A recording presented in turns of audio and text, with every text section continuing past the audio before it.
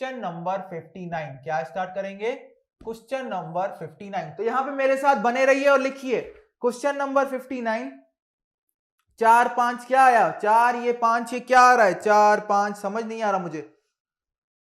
4 5 जो भी आ रहा है बेटा तुम लोग बना देना। 4 5 जो भी आ रहा है। अभी यहां पे मेरे साथ लिखो कंटिन्यूटी एंड डिफरेंस। तो पहले हमें लिमिट के करने थे, वो 3 क्वेश्चन हमने कर दिए। बेसिस के 3 क्वेश्चन लास्ट में, 2 क्वेश्चन लास्ट में करेंगे। अभी ये वाला क्वेश्चन नोट करो।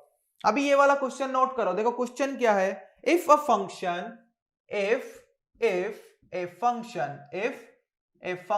यहां पे फंक्शन दिया गया है। If a function f of x is defined as, if a function f of x is defined as, कैसे डिफाइन किया गया है? is defined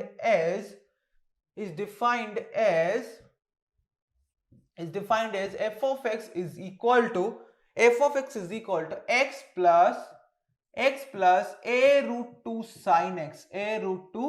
sin x, फिर दूसरा क्या है? 2x cot x plus b। तीसरा यहां पे ब्रेकअप दिया गया है a cos x minus b sin x। इन चीजों को हम समझेंगे क्या मतलब है इनका, इसलिए मैंने ये क्वेश्चन लिया। 0 less than x less than pi by 4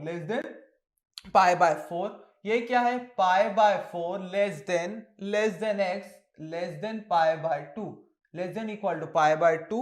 फिर ये क्या है? Pi by 2 less than x less than equal to pi. ये हमें पूछा गया है। तो f ऑफ x क्या है? x plus a root 2 sine x. कहां से?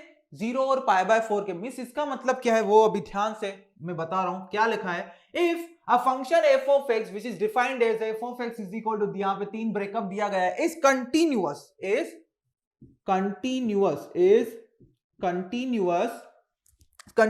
for 0 less than x less than equal to pi, is continuous for 0 less than x less than equal to pi, then modulus of a minus b is equal to what? तो हमें इसके लिए पहले क्या चाहिए? a चाहिए, b चाहिए। दोनों का डिफरेंस लेंगे, उसका मोड लेंगे। मोड लेने का मतलब एक ही मतलब है, आपको पॉजिटिव वैल्यू निकालनी है, साइन को इग्नोर करना है। अगर नेगेटिव साइन आती है तो उसको पॉजिटिव बनाना है। तो सिंपली यहां पे पहले समझो। अभी यहां पे पहले क्वेश्चन नोट कर लो और फिर मेरे साथ समझो सिंपली इसमें क्या करना है। बहुत ही स्ट्रेट फॉरवर्ड क्वेश्चन है, और इस टाइप के अगर क्वेश्चंस आते हैं तो हमें कैसे डील करना है वो भी हम इस क्वेश्चन के थ्रू समझेंगे। इसको अच्छे से समझना, फिर आपको आगे के जो 2 होमवर्क मैं दूंगा वो इजीली सॉल्व हो जाएंगे, कुछ भी दिक्कत आपको नहीं आएगी। टूल्स यही रहेंगे जो हम इन क्वेश्चंस में कर रहे हैं। क्लियर? और एक टूल दूंगा जिसे रिक्वायरमेंट होगी। तो इसमें क्या बोल रहा है? आपके पास एक फंक्शन है f of x, उसको इस तरीके से डिफाइन किया गया है। मतलब ये फंक्शन क्या बोला गया है? 0 से पाई के बीच में क्या है? कंटिन्यूअस है। क्या है? 0 से पाई के बीच में कंटिन्यूअस है। 0 के बी और पाई के बीच में ये फंक्शन कंटिन्यूअस है, इंक्लूडिंग 0 एंड पाई। समझ में आ रही है बात? तो 0 और पाई के बीच में ये फंक्शन मेरा कंटिन्यूअस है। 0 और पाई के बीच में मेरा फंक्शन कंटिन्यूअस है। प्लस क्या है? इसी फंक्शन का ब्रेकअप किया गया है 0 और पाई के बीच में। ब्रेकअप करने का मतलब यह है कि जब आप ये इंटरवल ले रहे हो 0 और पाई बाय 4 के बीच वाला, तो फंक्शन इस टाइप का बिहेवियर कर रहा है। फिर पाई बाय 4 और पाई बाय 2 के बीच में फंक्शन इस टाइप का बिहेवियर कर रहा है, और पाई बाय 2 और पाई के बीच में फंक्शन इस टाइप का बिहेवियर कर रहा है। इसका मतलब अगर मुझे इस फंक्शन की वैल्यू निकालनी है x किसी x के लिए, अब यहां पे ध्यान देना है, फंक्शन जैसे डिफाइन किया गया होता है उसका मतलब क्या होता है। अगर मुझे फंक्शन की वैल्यू निकालनी है let's say x is equal to pi by 8 के लिए, मैंने आपको बोला, आपको मैं ये फंक्शन दे रहा हूं f ऑफ x जो इस फॉर्म में दिया गया है। आप मुझे बताओ f ऑफ x की वैल्यू क्या होगी x is equal to pi by 8 पे। पाई बाय 8 क्या होता है? पाई बाय 4 का आधा। अगर पाई बाय 4 पाई बाय 8 का आधा होता है, तो पहले मैं देखूंगा कि इन तीनों में से मेरा जो x है वो कौन सी रेंज में आ रहा है। पहले मैं क्या देखूंगा? इन तीनों में से मेरा x कौन सी रेंज में आ रहा है। तो x मेरा क्या है? Pi by 8। पाई बाय 8 कहां पे आएगा? 0 और पाई बाय 4 के बीच में, क्योंकि पाई बाय 8 क्या होता है? पाई बाय 4 का आधा। तो सीधी सी बात है वो 0 और पाई बाय 4 के बीच में आएगा। क्लियर इतनी बात? तो पहला टारगेट क्या था? ये चीजें क्वेश्चन के लिए रिक्वायरमेंट नहीं है, फिर भी मैं आपको समझा रहा हूं ये ब्रेकअप से क्या हमें चीजें मिलेंगी। तो पाई बाय 8, तो पाई बाय 8 क्या होता है? पाई बाय 4 का आधा होता है। तो x कौन सी रेंज में आएगा? इस रेंज में आएगा। इसका मतलब अगर मुझे x is equal to pi by 8 के लिए इस फंक्शन की वैल्यू निकालनी है तो मैं f ऑफ x कौन सा लूंगा, ये वाला f ऑफ x लूंगा। Let us say x is equal to pi by 8, तो x is equal to pi by 8 के लिए f ऑफ x मुझे तीनों में से कौन सा सिलेक्ट करना है, पहला वाला सिलेक्ट करना है, क्योंकि जो ये पहले वाले की x की रेंज है उसमें मेरा वो रिक्वायर्ड x आ रहा है। क्लियर इतनी बात। ऐसे ही लेट अस से मैं बोलता कि 3 पाई बाय 4 के लिए x is equal to 3 pi by 4 के लिए बताओ इस फंक्शन की वैल्यू क्या होगी। तो सबसे पहले आपको क्या देखना है, इन तीनों इंटरवल्स में 3 पाई बाय 4 कौन सी रेंज में आ रहा है। तो 3 पाई बाय 4 का मतलब होता है 135 डिग्री, वो 90 और 180 के बीच में आएगा, मतलब ये वाले x के बीच में आएगा। अभी देखो इस वाले x की रेंज के लिए फंक्शन कैसे बिहेव कर रहा है, a cos x minus b sin x। तो यहाँ पे x बराबर 3 पाई बाय 4 रखो तो आपको मिलेगी इस फंक्शन की value for x is equal to 3 pi by 4। इतना सबको क्लियर हो गया, हाँ या ना, हाँ या ना, फटाफट कमेंट करो तो हम टूल्स की तरफ बढ़ते हैं। तो टूल्स बहुत ही आसान है, टूल्स बहुत ही आसान है, यहां पे फटाफट कमेंट करो। ये वाली चीज आपको पता चल गई, क्लियर हो गया, कंफ्यूजन क्लियर हो गया कि ये जो फंक्शन का ये ब्रेकअप दिया गया होता है डिफरेंट इंटरवल्स के लिए, इसका हमारे लिए क्या यूज हो सकता है, इसका हमारे लिए क्या यूज हो सकता है वो आपको समझाना था, वो आपको समझाना था। इसका यूज यहाँ पे कंटिन्यूटी में भी होगा, right hand limit, left hand limit. जैसे मैं बोलूंगा x tends to pi by 4 plus, x tends to pi by 4 plus का मतलब होता है राइट हैंड लिमिट। क्या होता है, राइट हैंड लिमिट, क्योंकि पाई बाय 4 प्लस हम मतलब कौन सी पॉइंट की बात कर रहे हैं, पाई बाय 4 से थोड़ा आगे वाली पॉइंट, तो इसको हम बोलते हैं, क्योंकि हम पॉइंट के राइट साइड पे चले गए हैं तो इसका मतलब इसको क्या बोलते हैं, राइट हैंड लिमिट। या हम इस पॉइंट पे कहां आ रहे हैं, राइट साइड की तरफ से आ रहे हैं, इसलिए हमको क्या बोलते हैं, राइट हैंड लिमिट। तो उस केस में हमें इन सब ब्रेकअप का वहां पे कॉन्सेप्ट काम आएगा। तो इतना क्लियर हो गया कि ये जो क्वेश्चन का ब्रेकअप दिया गया है इसका कैसे यूज कर सकते हैं फंक्शन की वैल्यू निकालने के लिए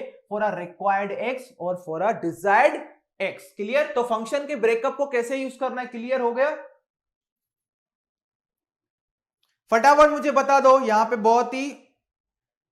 बहुत ही कम मुझे दिख रहे हैं कमेंट्स। फटाफट मुझे बता दो, फटाफट मुझे बता दो, फंक्शन का जो ब्रेकअप है, फंक्शन का जो ब्रेकअप है वो आपको क्लियर हो गया कि फंक्शन में अगर ब्रेकअप दिया गया है तो उसको कैसे यूज करना है। फंक्शन को अगर फंक्शन में अगर ब्रेकअप दिया गया है तो उसको कैसे यूज करना है, उसका क्या मतलब होता है, क्लियर हो गया। तो चलो अभी आगे प्रोसीड करते हैं, आगे प्रोसीड करते हैं। तो टूल्स, सबसे पहले हम टूल्स लिखेंगे, इसमें टूल्स की क्या रिक्वायरमेंट होगी वो हम देखेंगे। तो टूल्स देखो क्या होंगे, सिंपल कंटिन्यूटी की क्या कंडीशन होती है वही इसका एक रिक्वायर्ड टूल्स होगा। क्या होगा, tools.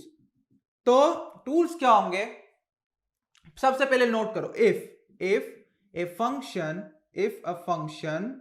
is continuous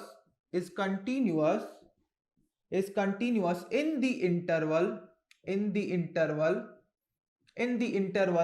a comma b, in the interval a comma b। अगर मैं ऐसा बोल रहा हूं मेरा एक फंक्शन कंटिन्यूअस है in the interval a comma b, इसका मतलब क्या है, f of x, it means function is continuous at each and every point,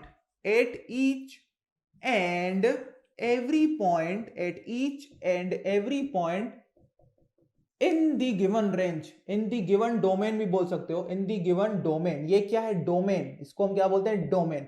ये क्या है, x के वैल्यूज है जो आप फंक्शन में सब्स्टिट्यूट कर सकते हो। ऐसे x की वैल्यूज की रेंज को हम क्या बोलते हैं, सिंपली डोमेन। अगर मैं बोल रहा हूं किसी पर्टिकुलर डोमेन में या रेंज, किसी पर्टिकुलर डोमेन में फंक्शन मेरा डिफाइंड है, मेरा कंटिन्यूअस है, मैं बोल रहा हूं जैसे कि यहां पे देखो मैंने बोला 0 और पाई के बीच में फंक्शन क्या है, कंटिन्यूअस है। इसका मतलब क्या है, इस डोमेन में मींस इस इंटरवल, ये जो इंटरवल दिया गया है, अगर फंक्शन इस इंटरवल में कंटिन्यूअस है, इसका मतलब इस इंटरवल में जो भी सारे पॉइंट्स आ रहे हैं, at each and every point मेरा फंक्शन क्या है, कंटिन्यूअस है। ठीक है, ओके।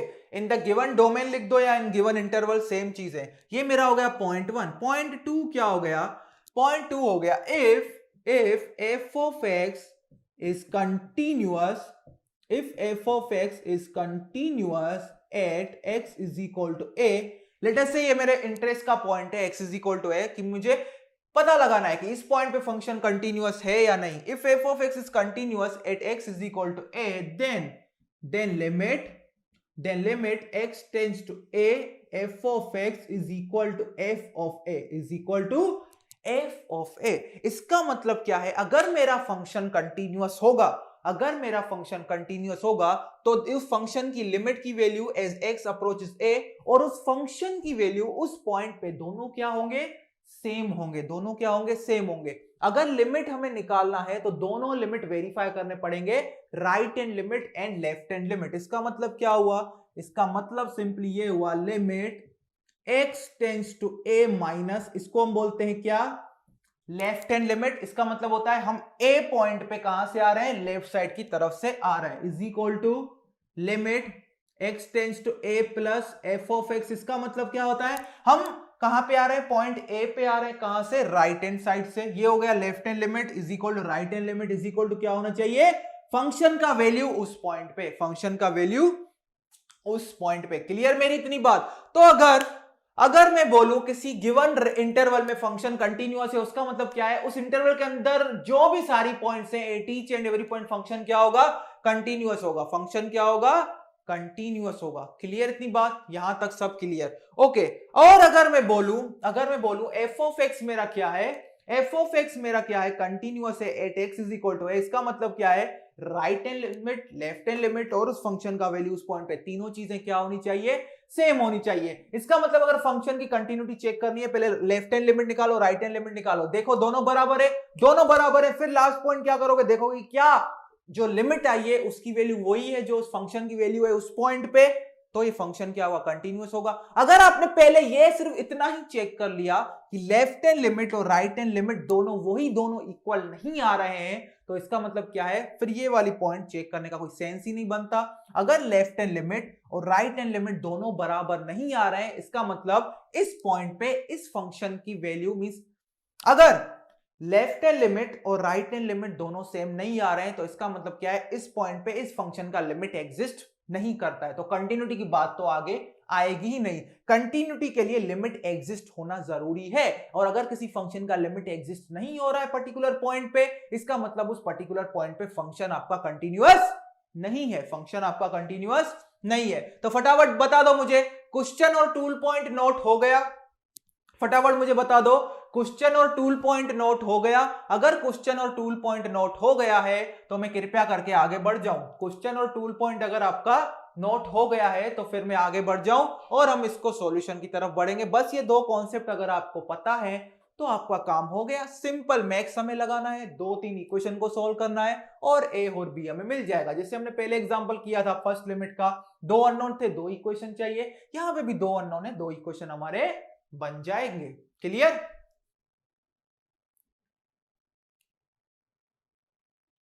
cos x की जगह cos 2x होगा। cos x कहां पे, cos x cos, हाँ यहां पे 2x है, cos 2x, सॉरी यहां पे cos 2x है, cos 2x है यहाँ पे cos 2x है। बड़े शातिर हो, क्वेश्चन भी पकड़ लेते हो, मिस्टेक कहां पे, cos x से करते तो भी आंसर में निकाल लेता, मतलब कुछ तो आंसर आ ही जाता, वो आंसर नहीं आता।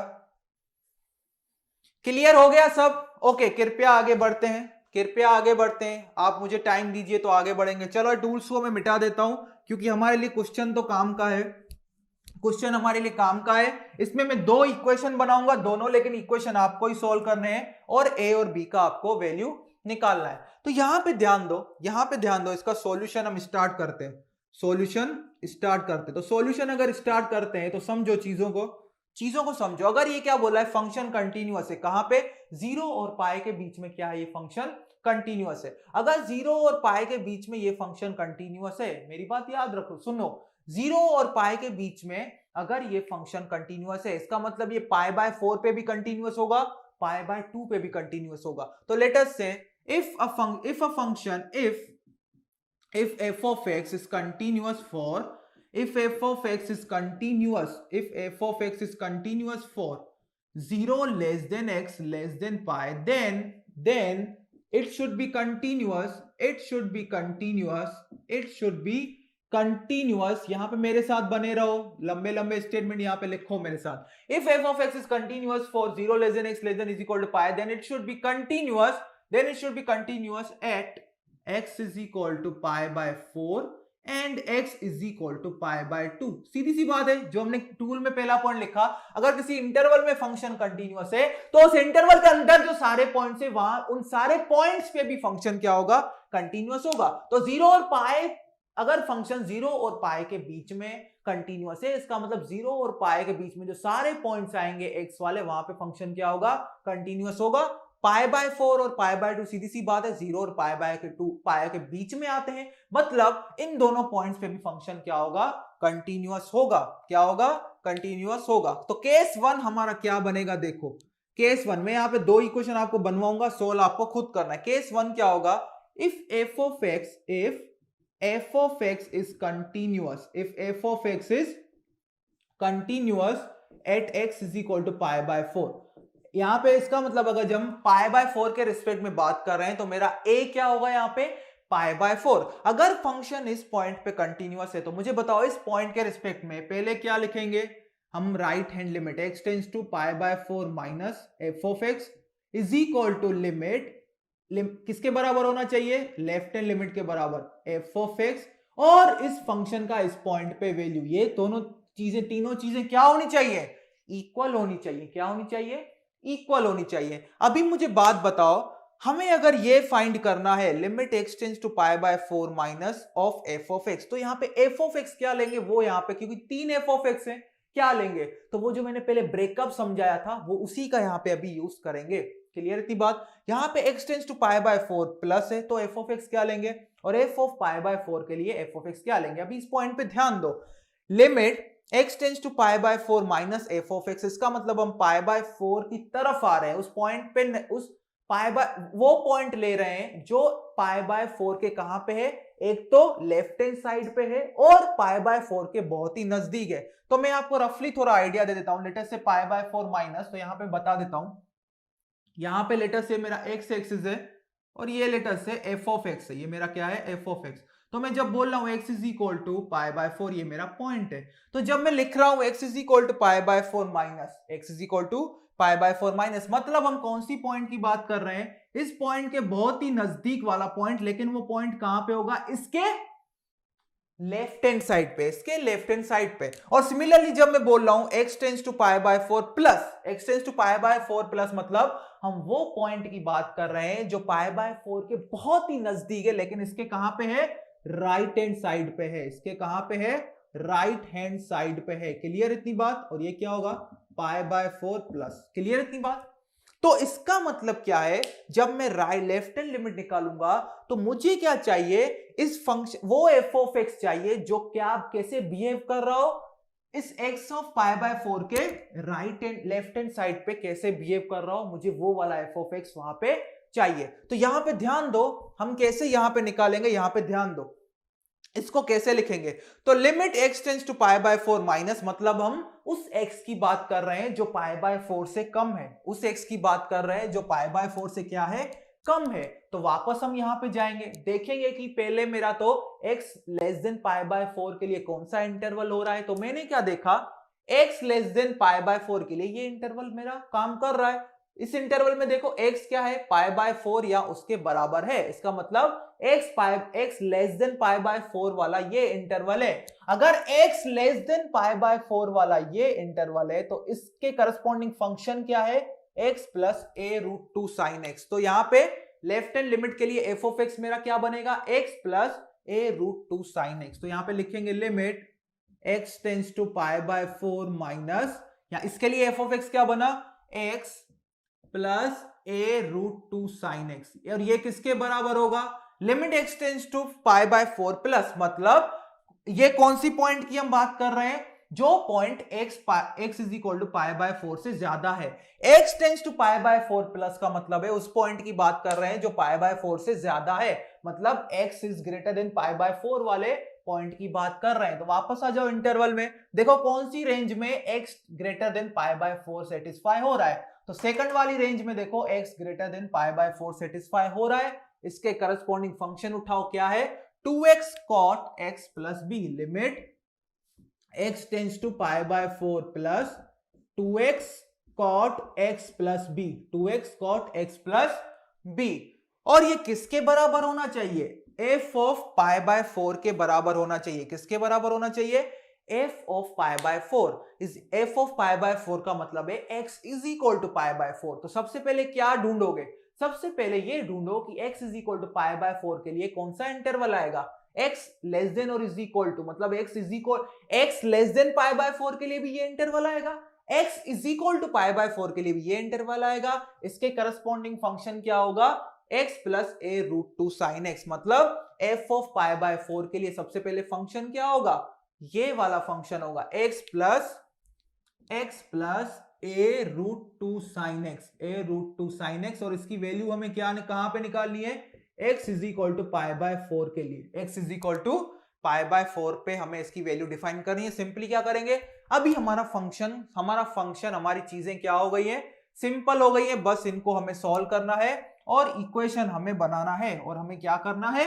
इक्वेशन बनाना है। तो सिंपली यहां पे समझो, सिंपली चीजों को समझो। तो ये क्या था मेरा? x tends to pi by 4 minus x plus a root two sine x. अभी सिंपली यहां पे x की जगह पाई बाय 4 रख दो तो क्या आएगा? पाई बाय 4 क्या आएगा? Pi by 4 plus a root two sine pi by 4 plus a root two sine pi by 4। और ये किसके बराबर है? ये किसके बराबर है? Limit x tends to pi by 4 plus 2x cot x plus b, 2x cot x plus b। तो यहां पे भी पाई बाय 4 रख दो तो क्या आएगा? 2 into pi by 4 into cot pi by 4 plus b into cot pi by 4 plus b. Clear इतनी बात? इज इक्वल टू इस फंक्शन की वैल्यू कहां पे? पाई बाय 4 पे। किस पे? पाई बाय 4 पे। तो क्या आएगा? पाई बाय 4 क्या आएगा मेरा? Pi by 4 plus a root two pi by 4 plus a root two pi by 4। तो ये मेरा क्या आया? यहां पे ध्यान देना, pi by 4 plus pi by 4 plus a root two plus a root two plus a root two sine pi by 4। क्या आया? Sign pi by 4। क्लियर हो गई इतनी बात? यहां तक देख लो। किसी को कुछ डाउट है तो मुझे बता दो, नहीं तो फिर हम आगे प्रोसीड करेंगे।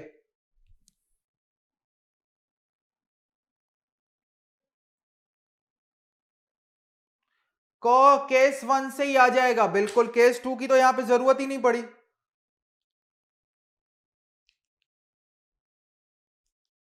यहां पे देखो, यहां पे देखो, फटाफट इसका आंसर निकालो। चलो ए और बी का आंसर क्या आएगा वो फटाफट निकालो।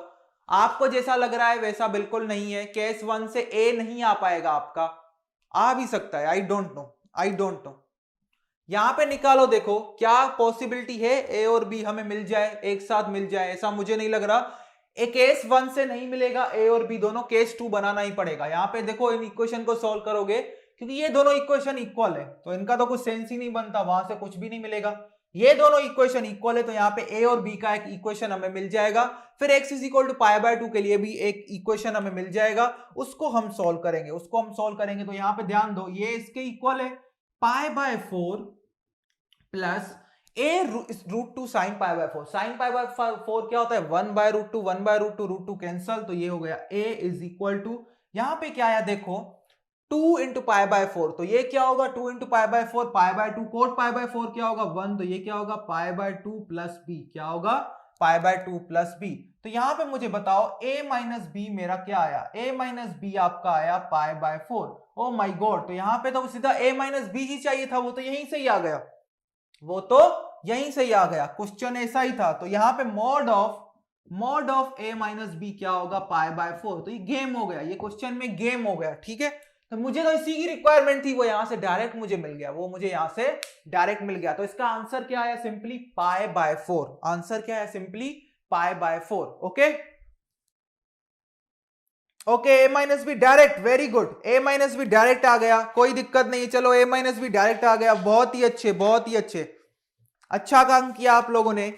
अगर मैं आपको एक और बात बता दूं, अगर सेम क्वेश्चन में a प्लस बी पूछता, या a एंड b की वैल्यू पूछता, तो हमें इस केस की जरूरत पड़ती, और इस केस के लिए भी हम सेम वे में जाते।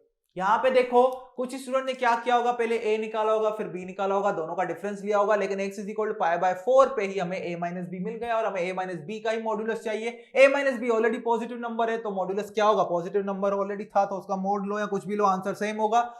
तो π/4 जैसे हमने π/4 पे प्रोसीजर किया है कंटिन्यूटी के लिए, सेम π/2 के लिए कर सकते हैं। अगर हमें ऐसा पूछता कि a एंड b की वैल्यू फाइंड करो, फिर हमें दो इक्वेशन की जरूरत पड़ती। एक इक्वेशन यहां से आया, दूसरा इक्वेशन इस कंडीशन से आता, सेम वे में हम प्रोसीड करते और फंक्शन की वैल्यू हमें मिल जाती। तो आपको ये, आप कृपया करके कमेंट करके मुझे बताएं, आपको मुझे सिर्फ इस क्वेश्चन का लेने का एक ही रीजन था, मुझे आपको पहले तो कंटिन्यूटी का समझाना था कैसे यूज करना है क्वेश्चन सोल्व करने के लिए, और दूसरा मुझे ये समझाना था कि जो फंक्शन का ब्रेकअप दिया होता है उसको कैसे यूज करना है। जैसे कि x टेंड्स टू π/4 माइनस, इसका मतलब क्या है, हमें क्या लेना है, हमें फंक्शन का f(x), वो f(x) लेना है जहां पे x क्या हो, π/4 से कम हो। तो सबसे पहले हम इंटरवल में देखें x इज इक्वल टू π/4, कम x लेस देन π/4 के लिए कौन सा कंडीशन सेटिस्फाई हो रहा है, ये वाला, तो इसके करस्पॉन्डिंग फंक्शन उठाया। फिर यहां पे देखा x ग्रेटर देन π/4 के लिए, इस इंटरवल में x ग्रेटर देन π/4 कौन, कहां पे, सेकंड इंटरवल में, इसके करस्पॉन्डिंग फंक्शन यहां पे उठाया। फिर x इज इक्वल टू π/4 के लिए, x इज इक्वल टू π/4 के लिए वही फंक्शन है जो x लेस देन π/4 के लिए है। तो मुझे इतना बता दीजिए, ये क्वेश्चन में सब आपको स्ट्रक्चर क्लियर हो गया।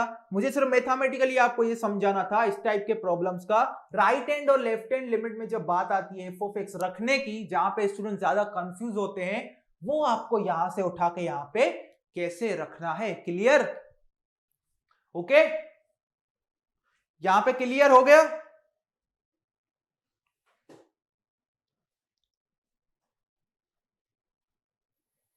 क्लियर हो गया? तुम फाइंड कर लो, होमवर्क में फाइंड कर लेना भाई, होमवर्क में तुम लोग फाइंड कर लेना, a प्लस बी फाइंड करना या a एंड b फाइंड करना, जो अच्छा लगे फाइंड करना। जैसे हमने x इज इक्वल टू π/4 पे कंटिन्यूटी की डेफिनेशन लगाई है, सिमिलर वे में x इज इक्वल टू π/2 पे लिए कंडीशन लगाना, मींस कंटिन्यूटी के लिए यही कंडीशन, फंक्शंस की वैल्यू रखना, वहां भी एक इक्वेशन बनेगा a और b के फॉर्म में, दोनों को सोल्व करना, आपको आंसर मिल जाएगा, आपको आंसर मिल जाएगा। ओके, क्लियर इतनी बात? यहां तक सबको क्लियर हो गया? सबसे पहले मुझे सिर्फ इतना बता दो ताकि मुझे सेटिस्फिकेशन मिले कि आपको यहां पे फंक्शन का कैसे यूज करना है। राइट हैंड लिमिट में, लेफ्ट हैंड लिमिट में, ये जो गिवन फंक्शन का डिफाइन किया गया है, वहां से यहां पे कैसे उठाना है। मतलब यहां पे ज्यादा बच्चे बहुत कंफ्यूज हो जाते हैं कि π/4 माइनस में कौन सा f(x) आएगा, π/4 प्लस में कौन सा f(x) आएगा, वो सब चीजों में वो कंफ्यूज हो जाते हैं। तो आपको देखना है कि ये x टेंड्स टू π/4 माइनस, मतलब वो इंटरवल लेना है जहां x क्या हो, π/4 से कम हो। x π/4 कम पहली इंटरवल में आ रहा है, उसके करस्पॉन्डिंग फंक्शन उठाओ। x, जैसे कि मैं सेकंड केस में आऊंगा π/2 पे, तो x less than, x tends to π/2 minus, मतलब x less than π/2, x less than π/2 इस इंटरवल में आ रहा है, मतलब ये फंक्शन उठाऊंगा। x टेंड्स टू π/2 प्लस, मतलब x greater than π/2, x greater than π/2 में ये वाला फंक्शन उठाऊंगा। x इज इक्वल टू π/2 के लिए ये वाला फंक्शन उठाऊंगा। दोनों फिर उसमें ऐसा इक्वेशन बनेगा, इस टाइप का इक्वेशन बनेगा। फिर वहां पे भी एक a और b के फॉर्म में इक्वेशन आएगा, यहाँ पे एक a और b के फॉर्म में इक्वेशन ऑलरेडी है। दो इक्वेशंस आपके पास होंगे, दोनों को सोल्व करोगे तो a और b मिल जाएगा। फिर a प्लस बी निकालो, a square plus b square निकालो, जो निकालना है निकालो, जो भी गेट में पूछा जाए आपको निकालने आना चाहिए। क्लियर?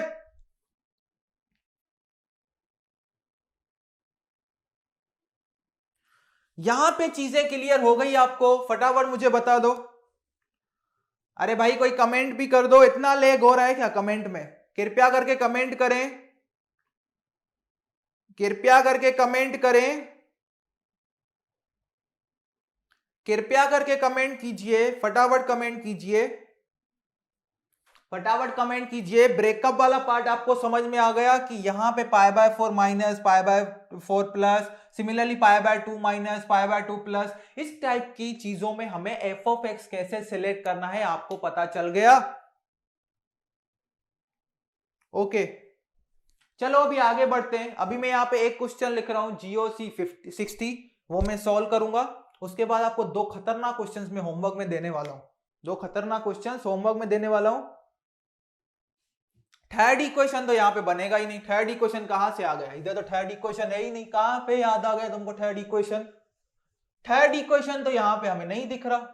हमें तो यहाँ पे दिख रहा है दो अननोन से एंड बी, और यहाँ पे कंटिन्यूटी के दो यहाँ पे चीजें बनेंगी।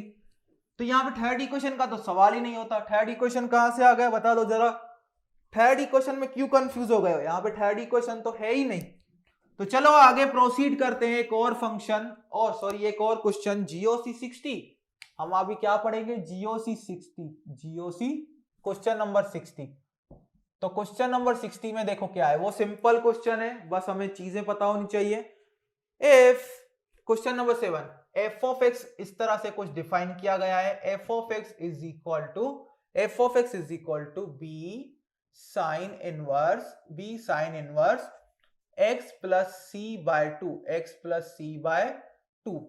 सी बाय टू, जहां पे एक्स क्या हो रहा है इस रेंज में वेरी हो रहा है। मतलब अगर मुझे फंक्शन की वैल्यू निकालनी है किस एक्स के लिए जो इस रेंज में आता है, तो उसके लिए मैं एफ ऑफ एक्स क्या यूज करूंगा, b sine inverse x plus c by two. और 1/2 है, एफ ऑफ एक्स क्या है 1/2, जब एक्स क्या हो 0 के बराबर हो, एक्स क्या हो 0 के बराबर हो। तो ये 3 इंटरवल में इसको डिफाइन किया गया है। यहाँ पे ध्यान दो कि कैसे चीजों को यहाँ पे डिफाइन किया गया है और अच्छे से समझो। अगर लास्ट वाला क्वेश्चन आपको पता है तो इस क्वेश्चन में आपको कोई भी दिक्कत नहीं होने वाली। और ये क्या है, e to the power ax by 2 minus 1 divide by x, जब x क्या हो 1 और 0 और 1/2 के बीच में हो, 0 और 1/2 के बीच में हो। If f of x is differentiable, if f of x is differentiable, कहां पे differentiable है, at x is equal to 0, then find the value of a, find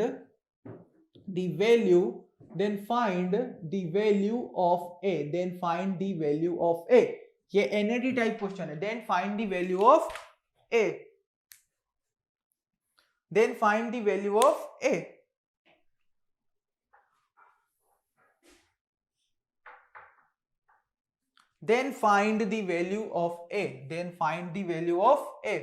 clear इतनी बात? यहां पे ध्यान दो,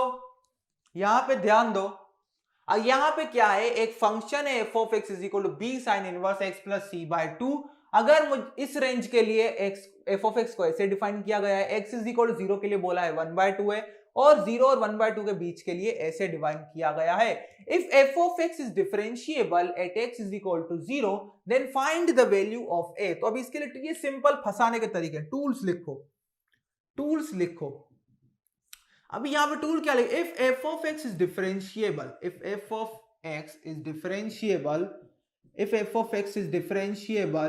at x is equal to 0, at x is equal to a, then it must be continuous at x is equal to, if f of x is differentiable at x is equal to a, then it must be continuous at x is equal to a, इसका मतलब क्या है, अगर हमें ऐसा बोला गया है किसी पर्टिकुलर पॉइंट पे फंक्शन डिफरेंशिएबल है, मतलब 100% उस पॉइंट पे फंक्शन क्या होगा, कंटिन्यूअस होगा। But reverse may or may not be true,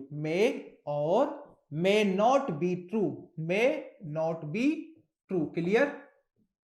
तो सिंपली सबसे पहले देखो, अगर हम बोल रहे हैं फंक्शन डिफरेंशिएबल है पर्टिकुलर पॉइंट पे, तो इसका मतलब क्या है, उस पॉइंट पे उस फंक्शन का डेरिवेटिव एग्जिस्ट होता है। तो अगर मैं बोलूं मेरे पास एक कुछ फंक्शन है लेटर से एफ ऑफ एक्स, और इसका इस पर्टिकुलर पॉइंट पे ये डेरिवेटिव का वैल्यू है, तो उसका सिंपली मतलब क्या होता है, उस पॉइंट पे अगर हम कुछ टेंजेंट ड्रॉ करते हैं तो उसका जो स्लोप होगा वही क्या होता है, उस फंक्शन का डेरिवेटिव का value at that particular point. Clear इतनी बात? तो यहां पे देखो, जैसे कि मैं थोड़ा ज्योमेट्रिकली आपको समझाऊं, अगर मेरे पास एक फंक्शन है, यहाँ पे ये क्या है मेरा एक्स एक्सिस, ये क्या है एफ ऑफ एक्स और वाई एक्सिस। तो अगर मेरे पास फंक्शन है, अगर मेरे पास यहाँ पे लेटर से इस टाइप का कुछ फंक्शन है, इस टाइप का फंक्शन है, तो अगर मैं बोलूं इस पॉइंट पे, लेटर से इस पॉइंट पे, अच्छा इसको थोड़ा और स्लोपी बना देता हूं, कर्व थोड़ा अच्छा बना देता हूं ताकि आपको समझने में क्या हो, आसानी हो। लेटर से यहाँ पे इस टाइप का एक फंक्शन है, इस टाइप का एक फंक्शन है एफ ऑफ एक्स, x1 और x2 के या a और b के बीच में, ये मेरा a है और ये मेरा क्या है यहाँ पे b है।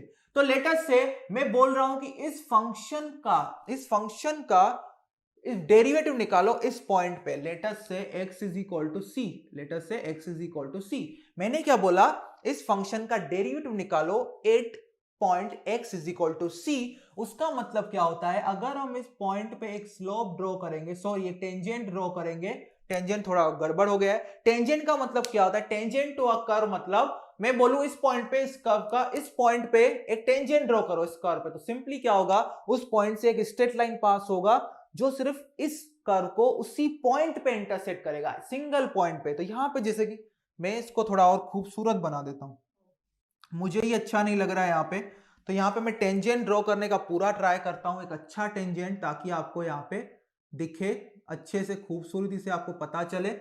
तो यहां से मैं यूं देखो टेंजेंट ड्रॉ कर रहा हूं यहाँ पे, ये रहा टेंजेंट, ये मैंने यहाँ पे टेंजेंट ड्रॉ कर दिया। तो मैं अगर आपको बोल रहा हूं कि इस फंक्शन, इस या क्या निकालो, इस x is equal to c point पे इस फंक्शन का डेरिवेटिव निकालो, तो उसका फिजिकल मीनिंग क्या होता है, उस सिंपल, अगर मैं बोल रहा हूं कि इस फंक्शन का इस पॉइंट पे ये डेरिवेटिव मैंने निकाला, तो उसका सिंपली मतलब होता है, अगर इस पॉइंट पे अगर हम एक टेंजेंट ड्रॉ करते हैं तो उसका उस पॉइंट पे स्लोप होता है वो।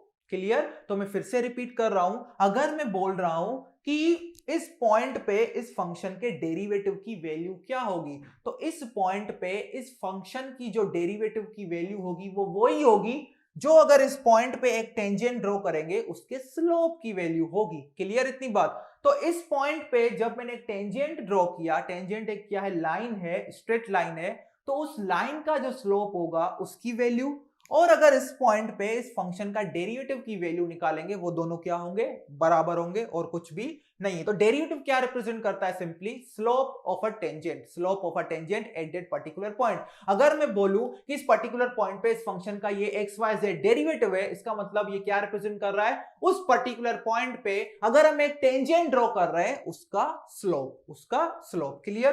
तो ये था एक फिजिकल इंटरप्रिटेशन, तो इसको हमारे यहाँ पे कुछ भी काम नहीं है, इसका हमारे यहाँ पे कुछ भी काम नहीं है। मैंने सिंपली आपको क्या बोला, अगर एक फंक्शन डिफरेंशिएबल है तो इसका मतलब क्या है, वो फंक्शन 100% कंटिन्यूअस होगा। लेकिन अगर फंक्शन कंटिन्यूअस है तो वो डिफरेंशिएबल हो भी सकता है, नहीं भी हो सकता है, वो हमें पता नहीं है। लेकिन अगर मैंने आपको बोला इस पॉइंट पे फंक्शन कंटिन्यूअस है, सॉरी डिफरेंशिएबल है, तो 100% कंटिन्यूअस होगा। अगर फंक्शन डिफरेंशिएबल है तो 100% कंटिन्यूअस होगा। अगर फंक्शन कंटिन्यूअस है तो पर्टिकुलर पॉइंट पे वो डिफरेंशिएबल हो भी सकता है, नहीं भी हो सकता। अभी सिंपली ध्यान दो, इसने क्या बोला है, इसने बोला है कि आपका फंक्शन क्या है। चलो सॉल्यूशन स्टार्ट करते हैं, टूल्स को मिटा देते हैं। ओके, तो यहां पे कमेंट्स मुझे दिख नहीं रहे, टूल्स आपने नोट कर लिए, फटाफट मुझे बताओ, फटाफट, चलो फटाफट मुझे बता दो। क्वेश्चन और टूल्स आपके नोट हो गए, ये लास्ट क्वेश्चन है इस टॉपिक का, 4 क्वेश्चन थे, 2 मैंने करवा दिए, 2 आपको होमवर्क में दूंगा, बहुत ही इंटरेस्टिंग क्वेश्चन आपको लगने वाले हैं होमवर्क में, करके आना सोल्व। अगर सोल्व कर दिए तो बहुत बढ़िया, बहुत बढ़िया, बहुत अच्छा आप करेंगे। अगर वो दोनों क्वेश्चन आपने 2 में से एक भी सोल्व कर लिया एटलीस्ट, तो मुझे बहुत ही खुशी होगी।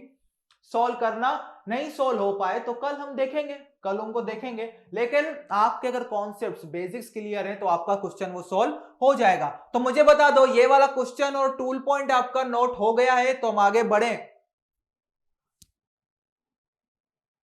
ओके ठीक है, देखो ये क्वेश्चन थोड़ा आपको डरावना लग सकता है क्योंकि डिफरेंशिएबल लिखा है, लेकिन ऐसा कुछ भी नहीं है। जो टूल्स में मैंने लिखवाया है, अगर आपने वो यहां पे क्लिक कर लिया, अप्लाई कर लिया, तो सिंपली ये क्वेश्चन बहुत ही सिंपल है, ये क्वेश्चन बहुत ही सिंपल है। तो देखो सॉल्यूशन क्या होगा, let us begin the solution.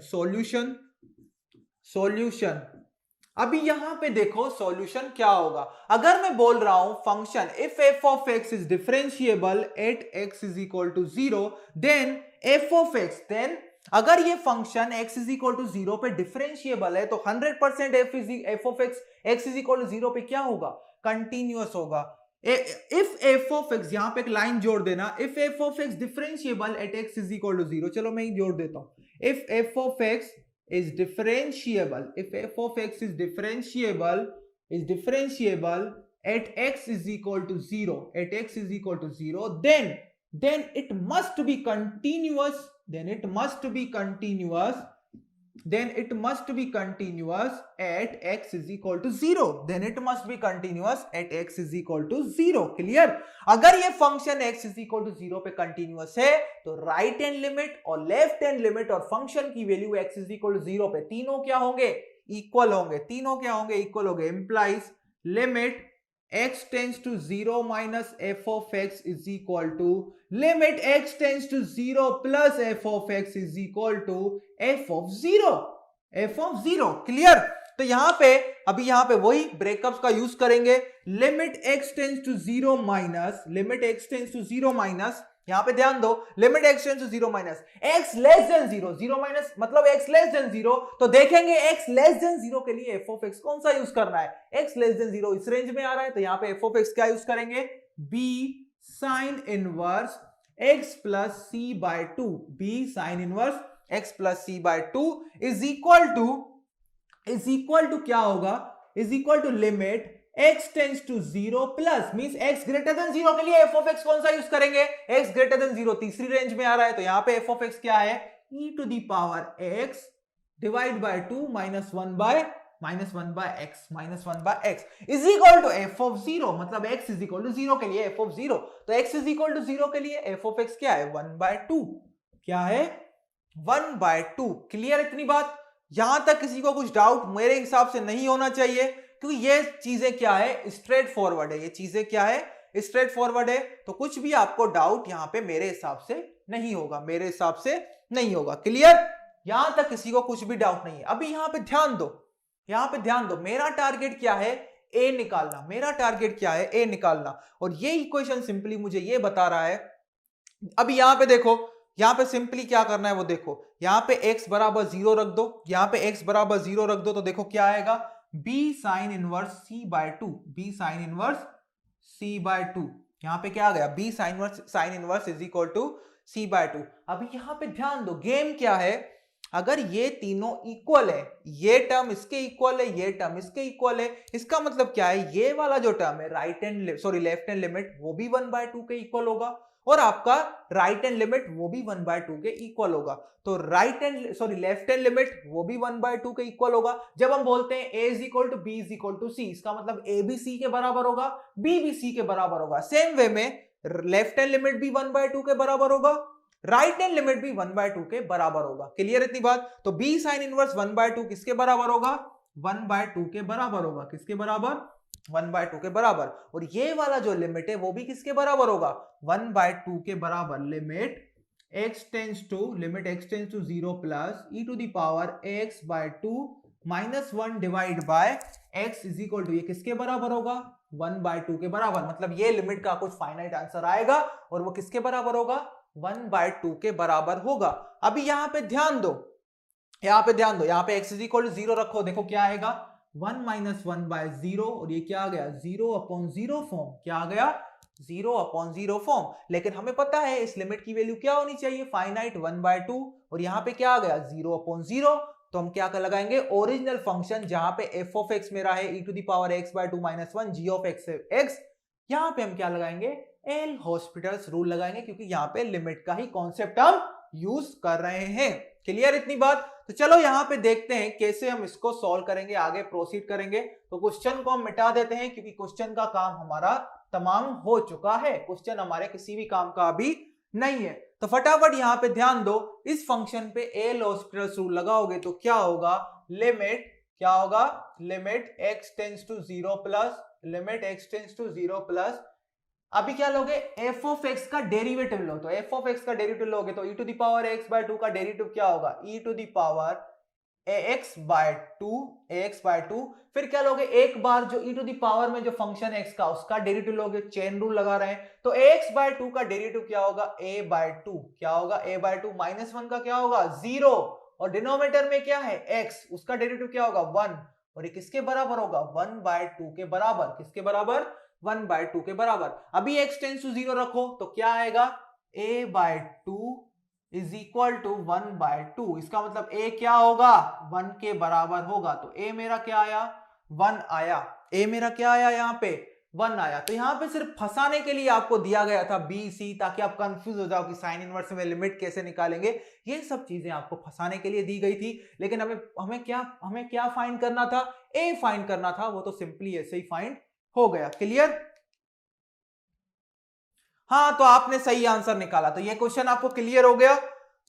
इस टाइप के क्वेश्चंस कैसे सॉल्व करने हैं, तो ये दो क्वेश्चन सफिशिएंट है समझने के लिए कि इस टाइप के जो ब्रेकअप वाले क्वेश्चन आते हैं जहां पे दिया होता है कंटिन्यूटी डिफरेंशिएबिलिटी कैसे डिफाइन करते हैं, वो सब क्वेश्चन इसी टाइप से इसी बेसिक डेफिनेशन से ही सॉल्व होते हैं और कुछ करने की वहां पे हमें जरूरत नहीं है।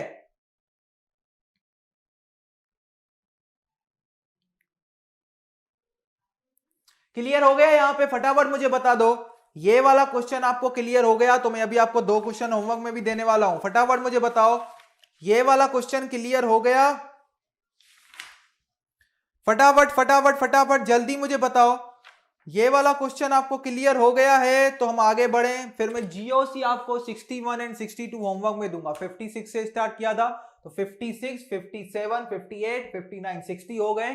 जीओसी 61 और 62 आपको क्या दूंगा? होमवर्क में दूंगा। यो क्लियर हो गया? ओके, तो अभी 2 क्वेश्चंस आपको मैं खतरनाक देने वाला हूं होमवर्क में, उनको सॉल्व करना। अगर वो आपने सॉल्व कर दिए तो आपके सारे कॉन्सेप्ट क्लियर हो जाएंगे। फंक्शन को मोड में अगर कैसे ब्रेक करना है वो भी अगर आपको वहां पे आता है तो आप सीख जाओगे, वहां पे चीजें आप सीख जाओगे। तो वो मैं यहाँ पे 2 क्वेश्चंस यहाँ पे लिख दूंगा, आपको बनाने हैं, आपको बनाने इसी टाइप से बनाने हैं और कुछ भी आपको नहीं करना है। वो MSQ है। वो क्या है? MSQ है। तो ठीक है, मैं यहाँ पे क्वेश्चन लिख रहा हूं, आप भी नोट कीजिएगा। तो मेरा क्वेश्चन है द फंक्शन, क्वेश्चन यहां पे लिखो जीओसी, क्या है ये? GOC 61, GOC 61। तो जीओसी 61 क्या है? The function f of x, the function f of x is equal to, कैसे डिफाइन किया गया है? mod of x minus 3 when x is less than equal to 1, when x is less than equal to 1। फिर f of x को ऐसे break किया गया है, x square by 4 minus 3x by 2 plus 13 by 4 plus 13 by 4 when x is less than 1, when x is less than 1। तो यहां पे देखो पूछा क्या है, मैं जरा देख लेता हूं यहां पे कैसे पूछा है। पूछा ये है, 4 ऑप्शन आपको दिए गए, therefore is, और फिर क्या लिखा है? is। 4 ऑप्शन आपके पास जोड़ दिए हैं, वही कॉन्सेप्ट लगाना है। is continuous at x is equal to 1, at x is equal to 1, is continuous at x is equal to 1। Option b है अपने पास, is discontinuous at x is equal to 1, discontinuous at x is equal to 1।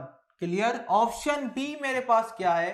Option B, it is differentiable at x is equal to 1, sorry C, option C, it is differentiable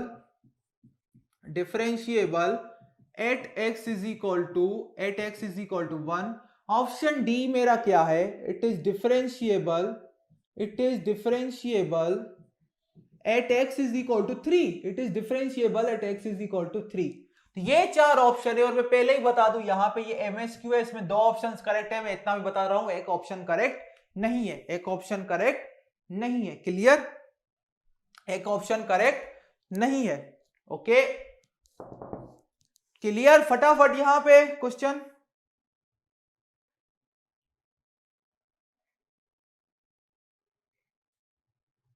चलो तो एक काम करता हूं, मैं यहां पे मैं क्वेश्चन 2 लिख के जाऊंगा, यहां पे 2 क्वेश्चंस मैं लिख के जाता हूं। मैं अभी 5 मिनट का ही, मैं ज्यादा आज ब्रेक नहीं लेंगे हम ज्यादा, मैं सिर्फ पानी पी के आ जाऊंगा यहां पे, ठीक है? तो यहां पे मैं 2 क्वेश्चंस लिख के जाऊंगा, आप ट्राई कीजिएगा और फिर मैं आके आपको उसका आंसर पूछूंगा। 2 में से अगर एक क्वेश्चन भी सॉल्व कर लोगे तो बहुत बड़ी बात हो जाएगी। और ये वाला क्वेश्चन मुझे इतनी उम्मीद है कि बहुत सारे लोग नहीं कर पाएंगे, ये बहुत टफ क्वेश्चन है। let f of x is equal to, क्या पूछा है? 1 f of x दिया गया है 1 plus x 3 minus x for 0 less than is equal to x less than is equal to 2, for 2 less than x less than equal to 3। Clear इतनी बात? तो ये फंक्शन दिया गया है f of x, ये फंक्शन दिया गया है f of x and g of x is defined as, फिर लिखा है and g of x is defined as, ये यहाँ पे कंपोजिट फंक्शन का क्वेश्चन है। If and g of x defined as, कैसे डिफाइन किया गया है? g of x is equal to f of x, और इसको ऐसे भी लिखते हैं, मैंने पहले लिखवाया था notation f of x। Clear? Question क्या बोला है, let f of x is equal 1 plus x for 0 less than x less than equal to 2 and f of x is equal to 3 minus x for 2 less than x less than equal to 3 and g of x is defined as g of x is equal to f of x, मतलब f खुद का ही composite function बनाया है f में से ही, f of x, then which of the following is are correct, then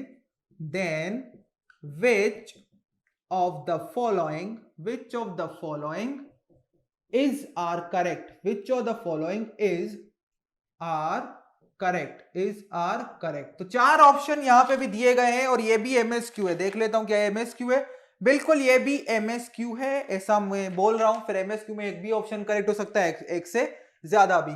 option A है आपके पास, option ये है g of x is discontinuous, g of x is discontinuous, g of x is discontinuous at x is equal to 1 and x is equal to 2 और b क्या है, b मेरा है g of x is discontinuous at x is equal to 0, 1 and 2, मतलब इन तीनों points पे पहला option क्या है, सिर्फ इन दो पॉइंट्स पे डिसकंटिन्यूअस है, दूसरा ऑप्शन क्या है, इन तीन पॉइंट्स पे डिसकंटिन्यूअस है। क्लियर? तो सी में क्या बोला है, सी आपका बोला है number of discontinuous are 2 for 0, number of discontinuities, number of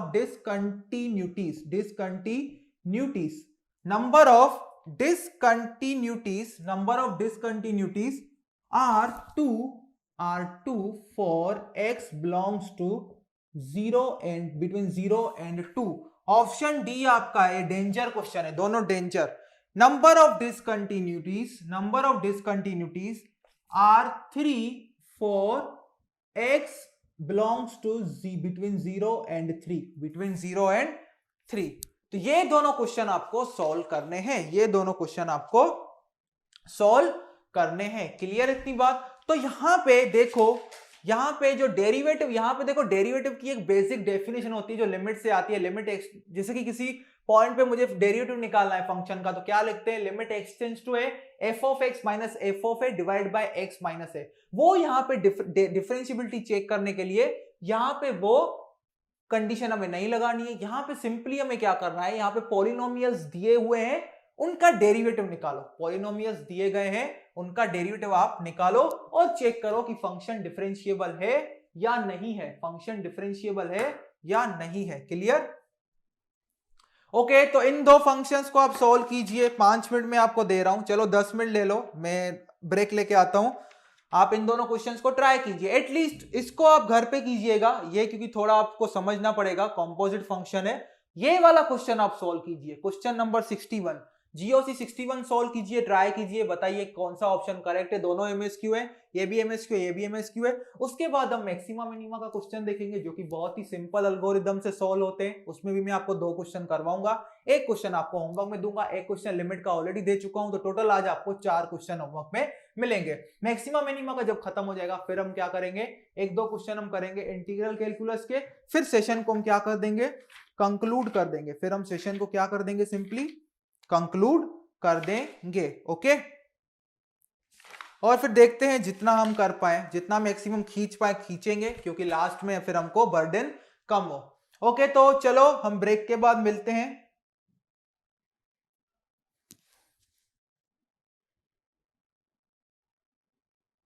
B and सी की वैल्यू पूछी ही नहीं है, बी एंड सी की वैल्यू निकालनी है तो फिर देख लो भाई कैसे निकलेगी, क्योंकि वहां पे साइन इनवर्स वाला फंक्शन है, तो वहां पे चीजें कॉम्प्लिकेटेड हो जाएंगी। तो सिर्फ बी, और मुझे ऐसा लगता है बी और सी है वो सिर्फ आपको डराने के लिए दिया था, क्योंकि आप डर जाओगे, अरे मैं बी और सी की नहीं निकाल पाऊंगा तो एक ही कैसे निकलेगी। लेकिन वहां पे क्वेश्चन में हमने जादू देख लिया कि बी और सी की निकालने की जरूरत ही नहीं है, डायरेक्ट ए की वैल्यू हमें वहां पे मिल गई, डायरेक्ट ए की वैल्यू हमें वहां पे मिल गई। क्लियर?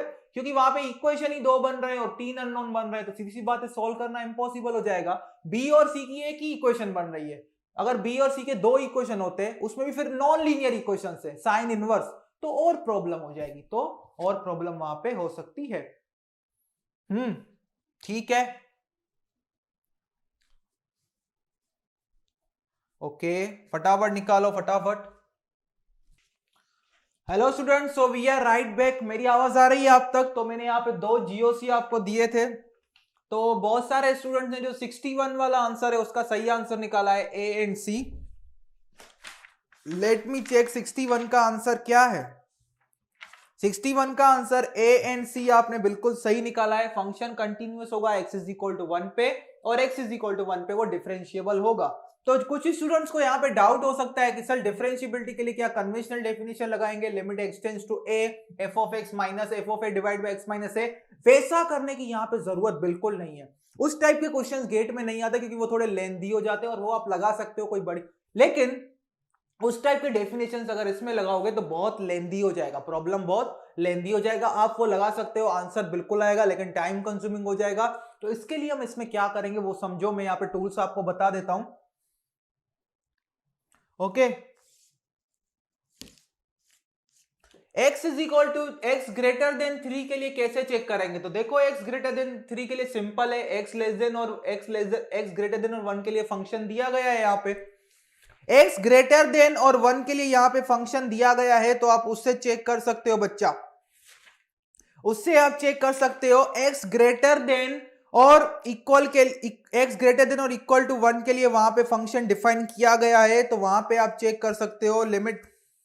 यहां पे x लेस देन 3 के लिए भी पता है और x ग्रेटर देन 3 के लिए भी पता है। x ग्रेटर देन और इज इक्वल टू 1 के लिए यहां पे क्या डिफाइन होगा, यहां पे ध्यान दो।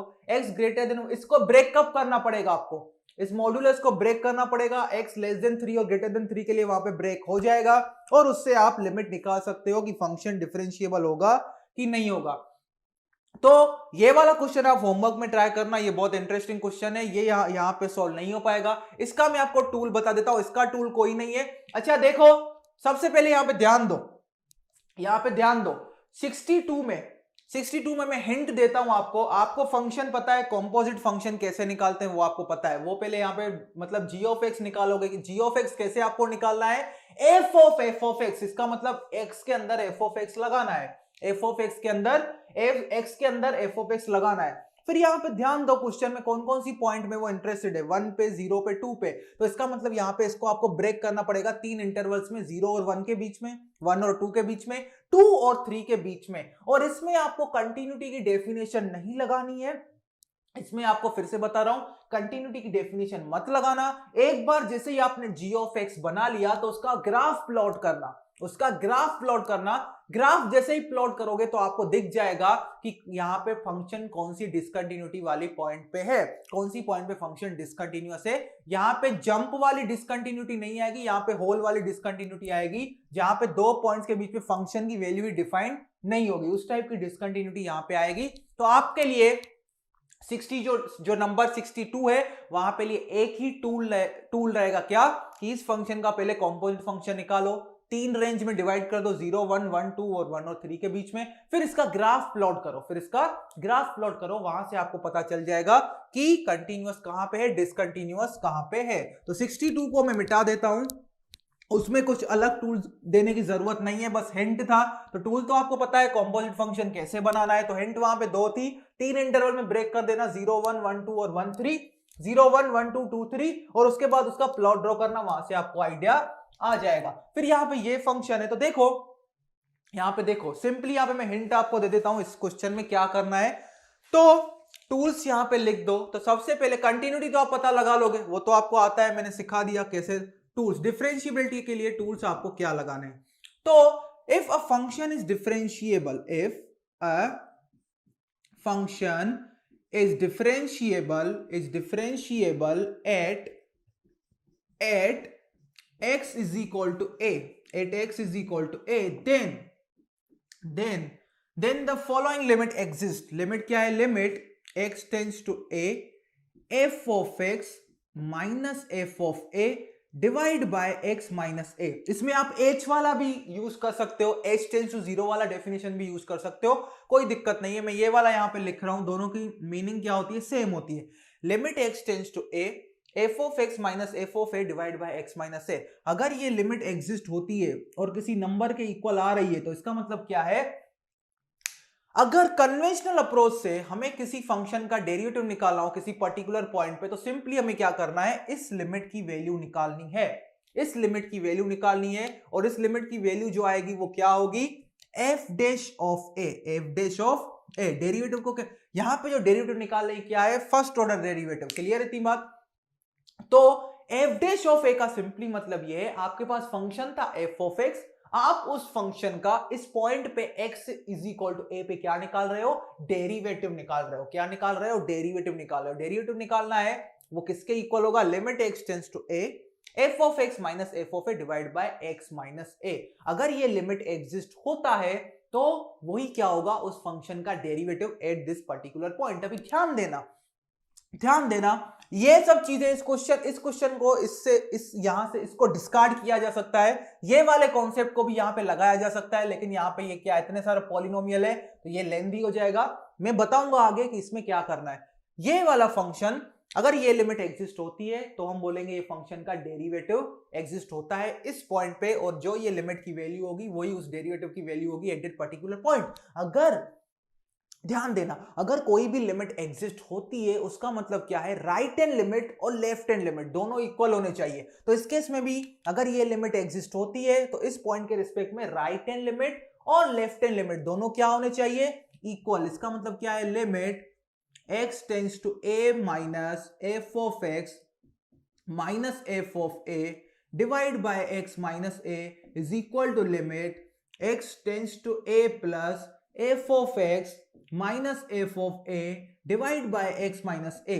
ये अगर एक लिमिट एग्जिस्ट हो रही है उसका मतलब क्या है, दोनों right and left hand limit exist होंगी और दोनों इक्वल होंगी, और ये किसके बराबर होगा, ये क्या देंगी हमें, डेरिवेटिव की value at this particular point of f at x is equal to a. हमें एफ ऑफ एक्स का डेरिवेटिव मिल रहा है at this particular point x is equal to a. तो ये सिंपली हमारा बेसिक डेफिनेशन है किसका, डेरिवेटिव का। किसका, डेरिवेटिव का। क्लियर, यहां तक आइडिया आ रही है? अभी ध्यान से सुनो, एक मैजिक सुनो, यहां पे ध्यान से सुनो। ये जो बना अपना एफ ऑफ एक्स, ये जो बना f of x minus f of a divide by x minus a, इसको हम ऐसे भी लिख सकते हैं, ये है हमारा f dash of x, limit x tends to a f dash of x, और इसका हम क्या निकालेंगे value, f dash of a. ये हमें क्या मिला, एफ डैश ऑफ ए। ये हमें सिंपली क्या मिला, एफ डैश ऑफ ए।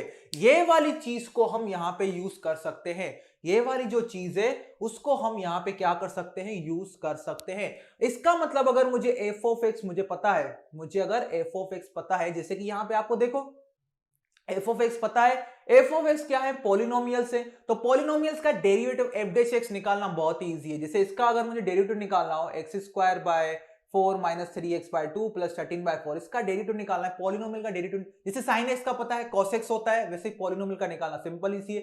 2 आगे आ जाएगा, 2x/4 माइनस 3/2 और इसका होगा 0। तो मुझे अगर एफ ऑफ एक्स पता है, जैसे कि यहां पे दिया गया है, तो मैं रेंज के हिसाब से एफ डैश ऑफ एक्स निकाल सकता हूं, एफ डैश ऑफ एक्स निकाल सकता हूं। फिर आप क्या करो, वन बाय वन दो पॉइंट्स को पकड़ो, x इज इक्वल टू 1 और x इज इक्वल टू 3 के लिए। तो फिर ये निकालो, limit x tends to 1, limit x tends to 1, फिर यहां से उठाओ एफ डैश ऑफ एक्स, यहां से हम उठाएंगे f dash of x is equal to वही क्या होगा, अगर दोनों लिमिट्स राइट हैंड लिमिट और लेफ्ट हैंड लिमिट दोनों इक्वल आती है तो वही क्या होगा, एफ डैश ऑफ ए, वही क्या होगा, F dash of A. Clear इतनी बात, वही क्या होगा, एफ डैश ऑफ ए। तो इस केस में हम ऐसा ही करेंगे, पहले हम क्या निकालेंगे, इस एफ ऑफ एक्स दिया गया है पॉलिनोमियल से, एफ डैश ऑफ एक्स निकाल दो, एफ डैश ऑफ एक्स निकाला, फिर f dash of x, later से जो एफ डैश ऑफ एक्स आपका निकलेगा वो है जो एफ डैश ऑफ एक्स निकलेगा वो है आपका जी ऑफ एक्स। फिर सिंपली आप जी ऑफ एक्स का चेक करो, राइट हैंड लिमिट और लेफ्ट हैंड लिमिट सेम आ रहा है कि नहीं, तो वही क्या चेक करेंगे, limit x tends to a g of x, ये लिमिट निकालो और चेक करो। अगर राइट हैंड लिमिट और लेफ्ट हैंड लिमिट दोनों इक्वल आ रहे हैं तो इसका मतलब इस पॉइंट पे फंक्शन का डेरिवेटिव एग्जिस्ट हो रहा है, और जो लिमिट की वैल्यू होगी वही क्या होगी, डेरिवेटिव की वैल्यू होगी, वही क्या होगी, डेरिवेटिव की वैल्यू होगी। सिंपल। तो मैंने आपको क्या बताया, मैंने आपको सिंपल चीजें बताई, ये मैंने आपको सिंपल ये चीज बताई, अगर कोई भी फंक्शन डिफरेंशिएबल है at x is equal to a, तो वो हम कैसे पता लगाएंगे? तो ये हमारा बेसिक डेफिनेशन है, limit x tends to a f of x minus f of a divide by x minus a. ये क्या देता है हमको? ये देता है उस पर्टिकुलर पॉइंट पे फंक्शन का डेरिवेटिव, रेट ऑफ चेंज। ये सिंपली क्या है? Rate of change. अगर ये लिमिट एग्जिस्ट कर रहा है, जो आपको लेफ्ट हैंड साइड में दिख रहा है, लिमिट अगर एग्जिस्ट करेगा उसका मतलब क्या है? इस पॉइंट के रिस्पेक्ट में इस फंक्शन के जो नया फंक्शन है उसको मैंने नाम दिया है जी ऑफ एक्स, उसका राइट हैंड लिमिट और लेफ्ट हैंड लिमिट दोनों इक्वल होने चाहिए। तो limit x tends to a minus let us से g of x is equal to limit x tends to a plus g of x, और g of x मेरा क्या होगा? f dash x। g of x क्या होगा? f dash x। इस पूरे form को मैंने ऐसे कॉम्पैक्ट कर दिया। तो इन शॉर्ट अगर डिफरेंशिएबिलिटी चेक करनी है, अभी ध्यान देना इस क्वेश्चन के, इस टाइप के क्वेश्चंस के रिस्पेक्ट में अगर आपको इन शॉर्ट डिफरेंशिएबिलिटी चेक करनी है, तो हम देखो कैसे प्रोसीड कर रहे हैं, क्योंकि हमें पता है पॉलिनोमियल्स का डेरिवेटिव हमें निकालना आता है। अगर ऐसे फंक्शंस हैं एफ ऑफ एक्स में जिनका डेरिवेटिव निकालना हमें आता है, तो डायरेक्ट एफ ऑफ एक्स में से पहले एफ डैश ऑफ एक्स बनाएंगे, एफ डैश ऑफ एक्स मतलब जी ऑफ एक्स। फिर क्या करेंगे? जिस पॉइंट पे डिफरेंशिएबिलिटी पूछी गई है उन पॉइंट्स के लिए एफ डैश ऑफ एक्स जो फंक्शन बना उसका लिमिट चेक करेंगे। अगर राइट हैंड लिमिट और लेफ्ट हैंड लिमिट इस पॉइंट के रिस्पेक्ट में एफ डैश ऑफ एक्स जो नया फंक्शन बना जिसको मैंने नाम दिया जी ऑफ एक्स। अभी सिंपली अगर डिफरेंशिएबिलिटी निकालनी है तो मैं एक नया, अभी ऐसे याद रखो, अगर डिफरेंशिएबिलिटी मुझे निकालनी है तो मैं एक नया फंक्शन बनाऊंगा g ऑफ x। और g ऑफ x कैसे बनाऊंगा? इसका एक बार डेरिवेटिव लूंगा, that is f dash of x। फिर जिस पॉइंट के रिस्पेक्ट में मुझे डिफरेंशिएबिलिटी पूछी गई है उस पॉइंट के रिस्पेक्ट में मैं g ऑफ x का राइट हैंड लिमिट निकालूंगा और लेफ्ट हैंड लिमिट निकालूंगा। अगर g ऑफ x जो कि क्या था? f डैश ऑफ x, उसका उस पॉइंट के रिस्पेक्ट में राइट हैंड लिमिट और लेफ्ट हैंड लिमिट सेम आ रहा है, तो मैं कंक्लूड करूंगा कि इस पॉइंट पे फंक्शन क्या है? डिफरेंशिएबल है। अगर right hand limit left hand limit दोनों इक्वल नहीं है तो मैं कंक्लूड करूंगा इस पॉइंट पे ये फंक्शन डिफरेंशिएबल नहीं है।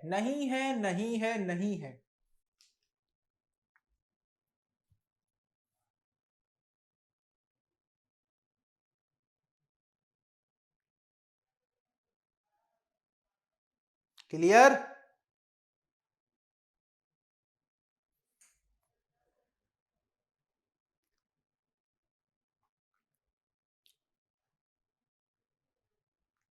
अरे कहां सो गए तुम लोग? मैं क्या ब्रेक में चला जाता हूं, तुम भी सो जाते हो। आवाज यहां तक आ रही है। अरे तुम जल्दी उठो, अरे स्टूडेंट जल्दी उठो, कहां गुम हो गए हो तुम? ना दुआ ना सलाम ना कमेंट, क्या हो रहा है ये? चलो अभी जल्दी फटाफट। अरे क्लियर हो गया